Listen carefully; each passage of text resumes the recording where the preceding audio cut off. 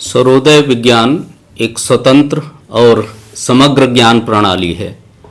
इसके मूल सिद्धांतों को समझ लेने मात्र से व्यक्ति के जीवन में स्वाभाविक रूप से अनेक सकारात्मक परिवर्तन दिखाई देने लगते हैं। इस विज्ञान की विशेषता ये है कि इसके अभ्यास सरल, सहज और सभी के लिए सुलभ हैं। सर्वोदय का अभ्यास आरंभ करने के लिए किसी कठिन साधना की आवश्यकता नहीं होती, केवल अपने भीतर होने वाले अनुभवों को समझना होता है और इन अनुभवों का प्रवेश द्वार हमारी श्वास प्रश्वास प्रक्रिया है। जब भी समय मिले अपने नाक के छिद्रों से प्रवाहित होने वाली हवा पर ध्यान दें। आप देखेंगे कि बिना सर्दी या जुकाम के भी कभी श्वास केवल एक ही नासा छिद्र से चल रही होती है।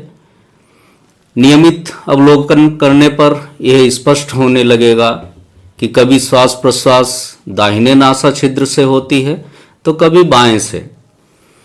कुछ क्षण ऐसे भी आते हैं जब दोनों नासा छिद्रों से एक साथ श्वास का प्रवाह अनुभव होता है। इन सभी अवस्थाओं को बिना प्रयास केवल महसूस करना ही प्रारंभिक साधना है। इतना अभ्यास हो जाने पर व्यक्ति सर्वोदय विज्ञान की प्रथम अवस्था को समझ लेता है। अब इन अनुभवों के अर्थ को जानना आवश्यक है। दाहिने नासा छिद्र से प्रवाहित होने वाली श्वास को सूर्य स्वर कहा जाता है। बाएं नासा छिद्र से प्रवाहित होने वाली श्वास को चंद्र स्वर कहा जाता है। दोनों नासा छिद्रों से एक साथ चलने वाली श्वास को सुषुम्ना स्वर कहा जाता है।